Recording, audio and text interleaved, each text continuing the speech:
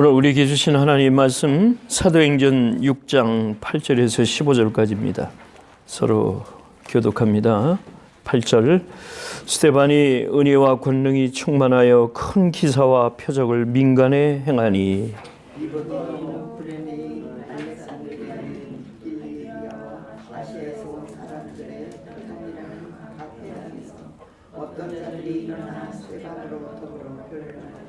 스데반이 지혜와 성령으로 말함을 저희가 능히 당치 못하여 사람들을 가르쳐 말하시기에 이 사람이 모세와 및 하나님을 모독하는 말하는 것을 우리가 들었노라 하게 하고 백성과 장로와 서기관들을 충동시켜 와서 잡아가지고 공회에 이르러 거짓 증인들을 세우니 이르되 이 사람이 모독하는 것과 율법을 쓰려 말하기를 맞지 아니하였다. 그의 말에 이 나사렛 예수가 이곳을 헐고 또 모세가 우리에게 전하여 준 규례를 고치겠다 함을 우리가 들었노라 하거늘 공회 중에 앉은 사람들이 다 스데반을 주목하여 보니 그 얼굴이 천사의 얼굴과 같더라. 아멘. 오늘 스데반이라는 7 집사 중에 한 사람에 대한 이야기가 시작이 됩니다. 이 스데반의 영성이다. 영성은 영적인 것이 내재된 상태. 즉 우리는 다 예수 믿기 시작하면 그때부터 성령님이 우리와 함께 하셔서 하늘나라의 영이 우리의 동시에 임하시기 때문에 여러분들은 하늘나라의 그 영적인 것으로 이 세상을 살아가고 계십니다. 그 영성. 그래서 성령이 충만하게 해달라는 것은 풀로 해달라 이거죠. 하나님의 성령이 우리와 가득하셔서 하나님이 의도하신 대로 우리 한 사람 한 사람에게 성령으로 내가 그의 힘에 의지하여 살게 해달라. 그래서 성령 충만을 구하는 겁니다. 이 성령에는 능력이 있기 때문에 또 성령에는 지혜가 있기 때문에 그 칭찬을 듣게 돼요. 왜냐하면 세상 법을 다루지 아니하고 지혜로운 하나님의 법을 따라가기 때문에. 거기 3절을 보니까 형제들이 7 집사 중에 있는데 베드로 이하의 12사도가 얘기합니다. 11사도가 이제 우리가 말씀 전하는 거와 기도하는 일에만 전무하자. 그리고 교회의 일은 성령과 지혜가 충만한 사람을 우리가 선택해서 그들에게 교회의 살림을 맡기자. 그 얘기예요. 근데 이상하네요. 이제 다음 주부터 또 시작이 되는 그 스데반은 왜 설교를 했을까? 그러면은 우리가 좀 갸우뚱할 거예요. 평신도에도 설교를 할 수 있을까? 예, 맞아요. 하나님의 말씀은 목회자도 하지만은 이 초대교회 때는 성령과 지혜가 충만해서 하나님이 쓰시는 대로 설교를 했던 거예요. 거기는 우리가 이상할 것이 하나도 없습니다. 8절 오늘 시작을 보니까 은혜와 권능이 충만하여 큰 기사와 표적을 민간에게 행했다 그랬습니다. 믿는 자로서 하나님의 능력이 따랐다. 증거로 따랐다. 그래서 사도행전 1장 8절에 보면은 성령이 너희에게 임하시면 너희가 권능을 받고 예루살렘과 유대와 사마리아 온 땅 끝까지 이르러 내 증인이 되겠다 하셨습니다. 저는 분명히 봅니다. 우리가 이 남은 시대 때에 우리가 해야 할 하나님의 말씀을 전하는 일에는 이제 우리 이웃만이 아니고 전 세계를 향해서 복음을 전하는 선교적 사명을 우리가 가지고 있다는 겁니다. 어떤 방법이든 보내는 선교사가 됐든 또 현지에 가서 그 마지막 끝지점에 가서 복음을 전하든 다 선교라고 하는 이름으로 이 마지막 시대 때는 우리의 사역을 감당해야 될 겁니다. 여기 지혜가 충만하여 칭찬 듣는 사람이라고 그랬는데 캠벨 몰간이라는 사람은 이렇게 말했어요. 이렇게 해석을 했나요? 다정함과 힘이 한 인격 안에 통합을 한다.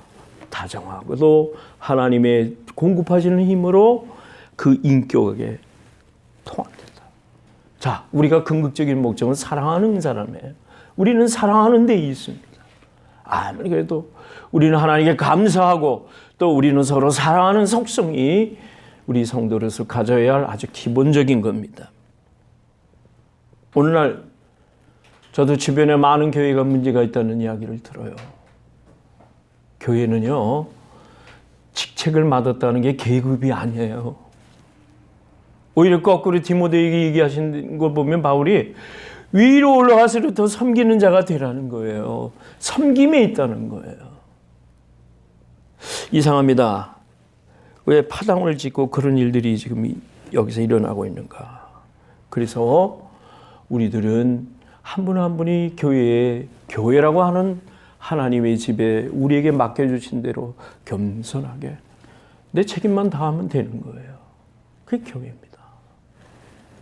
여기에 스데반 집사는 7 집사 가운데 한 사람으로 말씀도 잘 지내고 신앙 안에서 생활을 잘했기 때문에 칭찬받는 사람이라고 성경에는 그렇게 기록하고 있습니다. 스데반이 은혜와 권능이 충만해서 믿음과 성령이 충만한 사람이랐다는 것은 사람들의 눈에 비쳤을 때 완전한 사람이라고 비친 거예요. 적어도 크리스천은 이렇게 해야 된다고 하는 모범을 보여준 사례가 되는 겁니다. 그 내용을 보니까 성령이 오셨다거든요. 성령이 오셔서 사단의 반격이 있었습니다. 오늘 6장 7절에 보니까 하나님의 말씀이 교회가 점점 왕성하여 예루살렘에 있는 제자의 수가 더 심히 많아지고 허다한 제사장의 무리도 이 도에 복종했다. 교회가 부흥됐다는 얘기예요. 하나님의 말씀이 완성됐다고 왕성하다는 겁니다. 그래서 이때로부터 교회는 전 세계에 선교를 할 준비가 시작이 됐는데 성경을 사도행전을 쭉 읽다 보면 오늘 스데반의 얘기가 나옵니다. 또 빌립이라는 전도자 빌립이라는 사람이 또 소개됩니다. 바리새인이었던 사울이라는 사람이 스데반의 순교를 보고 그가 회개하여 나중에 바울이라는 이름이 돼서 이방인에게 복음을 전한 사도가 되었던 겁니다. 또 이방인이었던 고넬료라고 하는 백부장이 베드로에게 가서 이방인에도 복음이 시작되는 것을 이제 사도행전에서는 그 첫 기록으로 나옵니다. 이렇게 한 네 부류의 사람들이 사도행전에서 교회 초기에 전파되어지는 말씀의 내용으로 보면은 소개가 되는데 한 가지 특징이 뭐냐면은 이들은 하나님이 공급하시는 지혜와 성령이 충만했다는 겁니다. 사랑하는 여러분, 오늘 여러분께서도 교회 생활하시면서 하나님을 의지하시고 하나님 말씀대로 살아갈 때는 하나님이 성령을 여러분에게 충만히 부어주셔서 이 시대를 살지만 이 시대의 승자로서 이 시대의 이기는 자로서 이 세상을 넉넉히 살아가게 하실 줄로 믿습니다. 우리는 그것이 기본이에요. 성도로서. 빌립보서 2장 13절 말씀 보니까 너희 안에서 행하시는 이는 하나님이시니 자기의 기쁘신 뜻을 위하여 너희로 소원을 두고 행하게 하신다 그랬습니다. 하나님이 자기의 good purpose, 자기의 선한 목적을 가지시고 우리 한 분 한 분에게 창조적인 목적을 깨닫게 해주셔요. 그래서 소원을 가지게 하신다는 얘기예요. 그래서 소원을 가지기도 하시고 또 행하기도 하시는 하나님이시라는 거예요. 역사 이래로 하나님의 자녀들을 보면은 그 마음에 소원을 두고 사역을 감당했습니다. 그냥 된 게 아니에요. 오늘 여러분에게도 하나님께서 어느 날 부르셔서 그냥 예수 믿는 게 아니라 여러분 마음에 하나님 나라를 위하여 하나님의 선한 목적이 무엇인가를 내가 이제 실천하는 소명자로 부르시다는 거예요. 이걸 실행하는 착한 일을 하나님의 뜻대로 행하는 의욕도 주시고 행할 힘도 하나님은 주시는 겁니다. 그래서 우리는 자랑할 게 없어요. 다 하나님이 주시는 공급하시는 힘으로 하는 거죠. 선을 깨닫고 선을 행할 마음이 생기는 때는 성령님의 그때 지시인 줄을 알고서 두려워 또는 순종의 태도를 취하는 것이 마땅합니다. 그때 순종하지 아니하면 성령님의 이 가마를 성령을 소멸하는 죄를 지어요. 참 묘하죠. 때로는 다른 사람에게는 안 주시고 나에게 주시는 하나님의 목적이 있습니다. 그걸 깨달을 때는 나아가셔야 돼요. 그걸 소멸하시면 안 돼요. 하나님께서 하게 해주시는 은혜라 이렇게 볼 수 있어요. 또 어떤 분은 오해할 수 있어요. 내가 아무 노력도 안 하고 가만히 있으면은 뭐 성령님이 해주신다는데 하는 자칫하면 오해가 있을 수 있는데 우리는 그런 게 아닙니다. 하나님께서 하게 해주시는 은혜도 임하게 해주시기 때문에 우리는 그저 행하여야 됩니다. 오늘 스데반이 그 내용을 보면 행했다 그랬습니다. 나아갔다 그랬습니다. 복음을 전했다 그랬습니다. 그럼 우리도 스데반을 따라서 행해야 되죠. 그래서 하나님은 우리에게 순종을 절대적으로 요구하십니다. 사무엘상 15장을 보면은 사울이라는 사람이 사무엘에게 하나님으로부터 질책을 받고 그때 사무엘이 그 사울을 영원히 떠나는 그 사건이 일어나요. 하나님께 제물을 아멜렉에서 얻은 제물을 하나님 앞에 바치라고 했는데 사울은 자기 생각을 그 내용에다 앞세웠어요. 여러분 이 사울을 보면서 우리의 신앙이 많이 비교가 됩니다. 내가 특심을 내서 열심히 하는 것 같지만 때에 맞춘 하나님의 순종이 필요한 겁니다. 그래서 하나님이 어느 정도 사무엘에게 얘기하시냐면 내가 사울을 왕에 세운 것을 후회하노라 그러셨습니다. 하나님이 세워놓으시고도 후회하셨어요. 그래서 사무엘은 그럽니다. 왕이 스스로 자신을 작게 여길 때에 이스라엘 왕이 되도록 하나님이 하시지 않았습니까? 여호와의 목소리에 순종하고 자기 생각대로 왜 그렇게 하십니까? 자기는 잘해보려고 제물을 골라서 뽑았는데 그게 아니라는 거예요. 그래서 사무엘은 뭐라고 얘기하냐면 순종이 제사보다 낫고 듣는 것이 수양의 기름보다 낫습니다. 이렇게 얘기했습니다. 그 때에 맞춰서 하나님께서 그 소명감을 가진 사람들에게 하나님이 주시는 그때의 소명이 있는 것. 우리가 그걸 잘 헤아릴 필요가 있습니다. 하나님이 우리를 어떻게 인도하시는가 한번 살펴보겠습니다. 첫째는 겉으로 드러나는 인도가 있어요. 이 스데반을 볼 때 말씀을 그들에게 행하였을 때 지혜와 말씀의 지혜가 있어서 사람들이 그 변론을 감히 당하지 못했다 그랬습니다. 하나님이 공급하시는 힘으로 하는 겁니다. 겉으로 하나님이 드러나는 인도가 있어요. 인도하심이 있다는 거예요. 우리가 일상생활에서 하나님을 영화롭게 하는 데 필요한 그 지침이 다 나와 있습니다. 성경에 보면 도덕적으로나 윤리적으로는 규칙이 다 거기 성경에 기록이 되어 있습니다. 이스라엘 사람들은 모세의 저작인 토라라고 하는 그러한 율법의 또 테플린이라고 하는 걸 해서 이제 어려서부터 그 말씀을 가르쳐서 키웁니다. 유대인들에게. 시편 119편 보니까 주의 말씀에 청년들에게 주의 말씀을 가르친다 하는 그 비교가 나와요. 그 말씀이 나옵니다. 그러니까 겉으로는 하나님의 말씀으로 인도하는 것을 어려서부터 순종하는 것을 몸에 배이도록 해야 되는 겁니다. 그게 하나님의 뜻을 행하는 거예요. 두 번째는 배후에서 인도하심이 있습니다. 로마서 8장 28절에 있는 말씀대로 모든 일이 합력해서 선을 이루시는 하나님의 역사가 있는 겁니다. 하나님이 다스리시는 겁니다. 신비와 섭리적으로 자신의 백성을 인도하시고 있거든요. 왜냐하면 하나님이 주권자이시기 때문에. 모든 사건이 하나님의 예정된 계획과 그 방침에 따라서 일어나거든요. 하나님은 부도덕적인 것들도 배후의 인도에 이렇게 통합시켜 버리셔요. 그래서 우리는 겉으로 드러난 하나님의 말씀에 따라서 이렇게 들을 때, 공부할 때, 성경을 읽을 때 나에게 그 말씀이 리마의 말씀으로 다가오면 그때 그 말씀대로 행하시면 되는 거예요. 모세를 보셔요. 신명기 29장에 보니까 모세는 감추어진 일은 우리 여호와께 소확하였거니와 우리의 임무는 오직 하나님의 겉으로 드러나는 인도를 잘 듣고 오로지 그 빛에 의지해서 가기만 하면 되는 겁니다. 모세는 그렇게 했습니다. 오로지 하나님의 계시된 뜻만이 우리의 의사결정을 인도해 주실 수 있다는 겁니다. 그래서 말씀을 가까이 하는 겁니다. 왜? 내 길에 빛이 되고 내 등에 빛이 되니까 내 발에 빛이 되기는 하나님 말씀을 따라 가기만 하면 되는 거예요. 이것이 행하는 일의 기본적인 원칙이라고 볼 수 있습니다. 그래서 이러한 여러 가지 상식을 가진 나눠서 우리는 고난도 내게 유익하다 시편 기자는 그래서 그렇게 말을 했던 겁니다.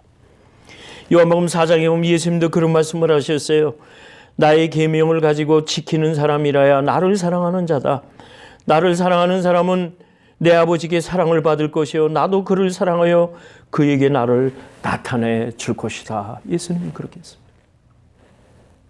어느 회사에서 취업 시험이 있었습니다. 사원을 뽑는 시험이 있었는데 참 그 공고를 보니까 묘해요. 첫 번째는 새벽 4시부터 입사 시험이 치러진다고 공고를 했습니다. 수많은 사람이 응시원서를 가지고 냈어요. 수많은 사람이 새벽 4시부터라고 해서 일찌감치 왔습니다. 와서 굳게 닫혀진 그 회사 문이 열려지질 않아요. 9시가 돼서 문이 열렸습니다.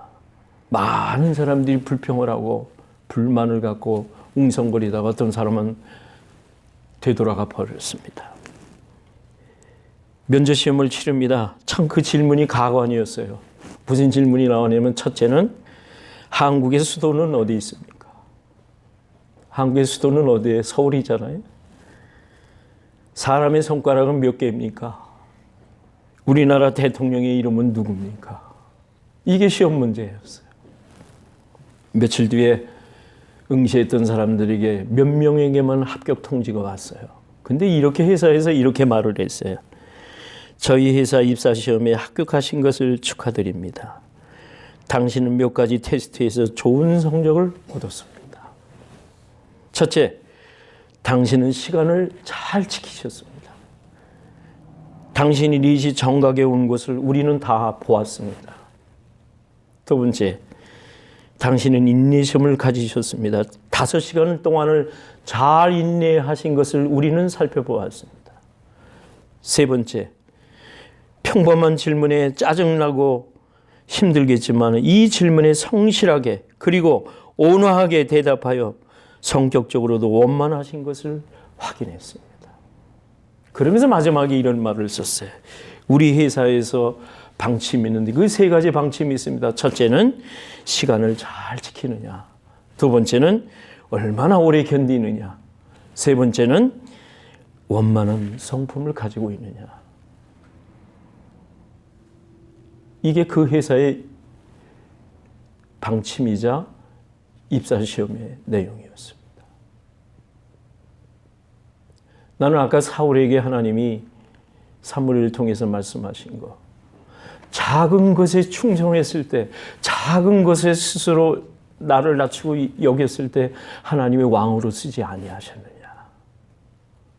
여러분, 우리가 작은 것에 거기에 소중함을 깨닫고 하나님 앞에 순종하며 나갈 때 하나님이 쓰신다는 거예요. 그런데 여기 스데반은 오늘 바로 그런 사람이었습니다. 말씀을 전할 때 그 당시에 리버디노, 그레네, 알렉산드리아, 길리기아, 아시아 이런 사람들은 다 변방에 있는 유대인들이었어요. 그런데 예루살렘으로 다 모여가지고 이들이 한 자리에 모여서 이제 성경적인 이야기를 토론한 겁니다. 그런데 그때마다 온화한 표정으로 온화한 진리를 가지고 스데반은 담대하게 지혜와 성령으로 말을 하기 시작했더니 저희들이 이 스데반을 당하지 못했더라. 자, 이제 문제는 이겁니다. 이 세상은 그냥 가만히 내버려 두질 않아요.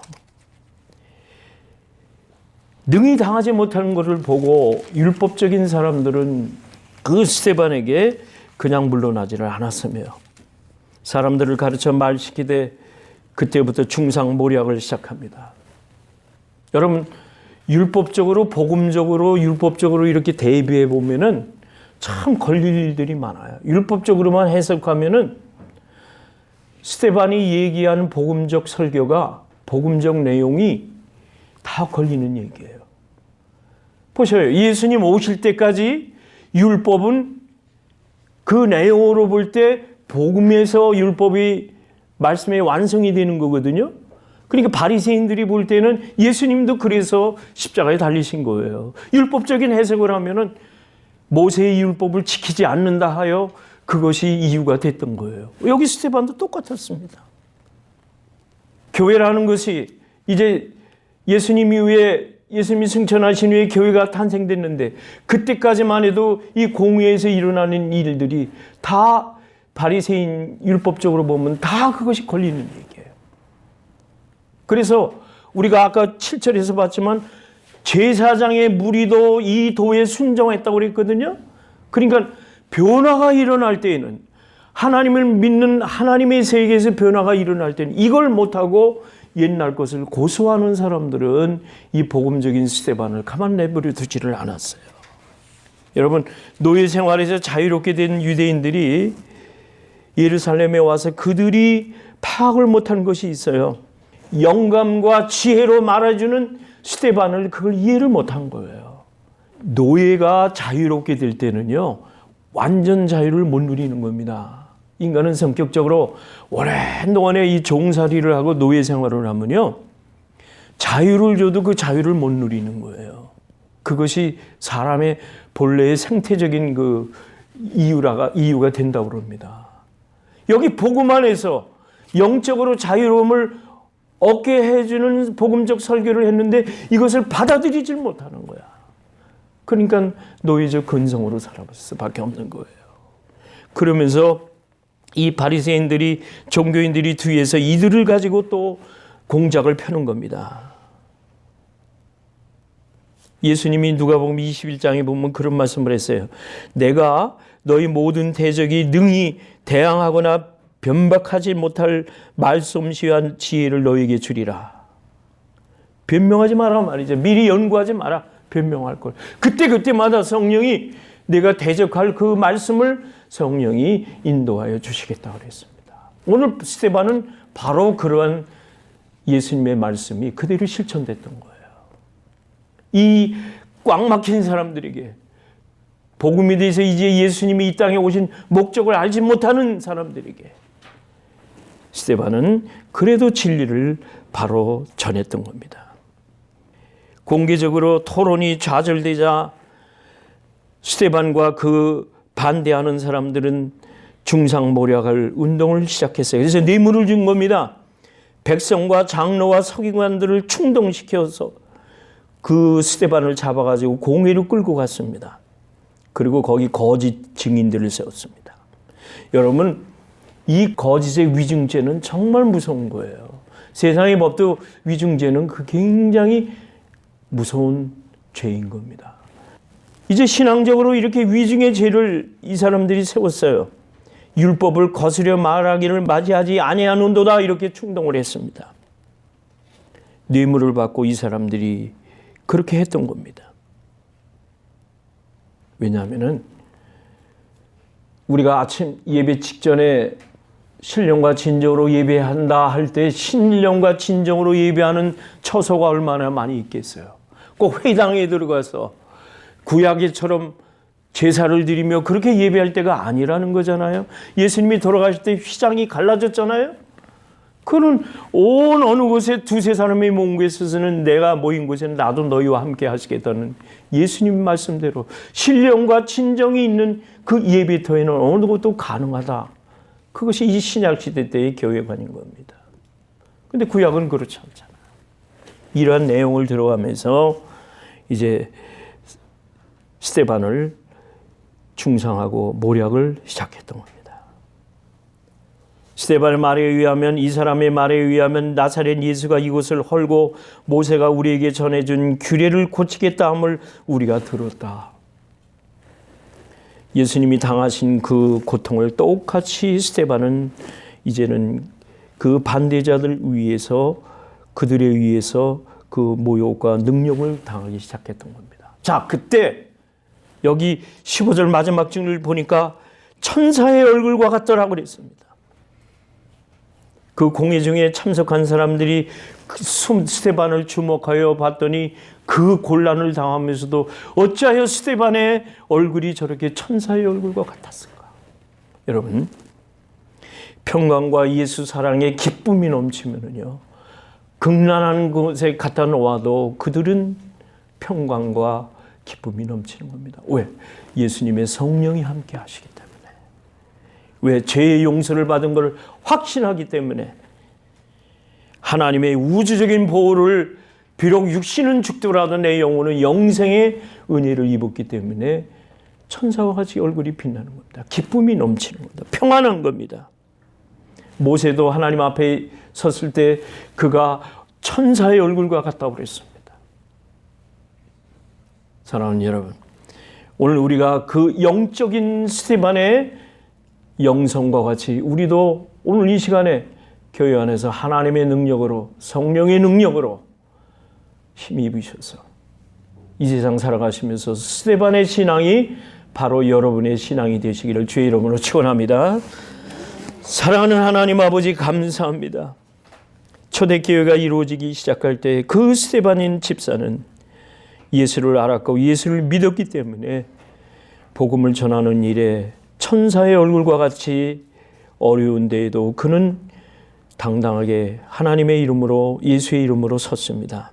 오늘 이 시대를, 이 교회를 우리들이 마지막 때에 세계적인 선교를 감당하는 이 복음 시대에 살을 때 우리도 스테반과 같은 믿음과 스테반과 같은 기쁨이 넘치게 하여 주옵소서.